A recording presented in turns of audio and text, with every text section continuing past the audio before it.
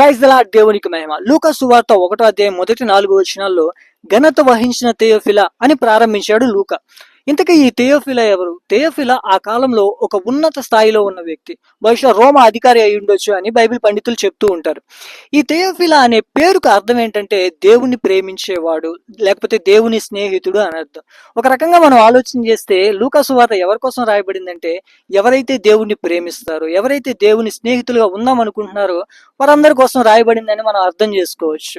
థెయోఫిలా అప్పటికే యేసుక్రీస్తు గురించి చాలా విషయాలు తెలుసుకున్నాడు. కొన్ని విషయాలు చదివాడు, కొన్ని విషయాలు విన్నాడు, కొన్ని విషయాలు ఉపదేశించబడ్డాయి. అయితే లూకా ఏమంటున్నాడంటే, నీకు ఉపదేశించబడిన ప్రతి సంగతి నిజంగానే జరిగిందని నువ్వు తెలుసుకోవడానికి వాటన్నిటిని మొదటి నుంచి తరచి పరిశీలించి పరీక్షించి నీకోసం క్రమంగా రాస్తున్నాను. నేను రాయడం వెనకాల ఉన్న ఒకే ఒక ఉద్దేశం ఏంటంటే, అది చరిత్రలో నిజంగానే జరిగింది అని నీకు నిశ్చయత, ఒక అష్యూరెన్స్ కలగాలి అని. బైబిల్లో ఉన్న విషయాలు ఏదో కట్టుకథ కాదు, ఎవరో ఊహించి రాసిన విషయాలు కాదు, అవి నిజంగానే చరిత్రలో ఉన్నాయి. బైబిల్లో ఉన్న సంఘటనలు కానీ, బైబిల్లో ఉన్న వ్యక్తులు కానీ, బైబిల్లో ఉన్న స్థలాలు కానీ నిజంగానే చరిత్రలో ఉన్నాయి అనే దానికి అనేక ఆధారాలు ఉన్నాయి, అనేక రుజువులు ఉన్నాయి. ఆ విధంగానే లూకా చెప్తున్న ఈ మాటలు మనకి నిజంగానే ధైర్యాన్ని ఇస్తూ ఉంటాయి.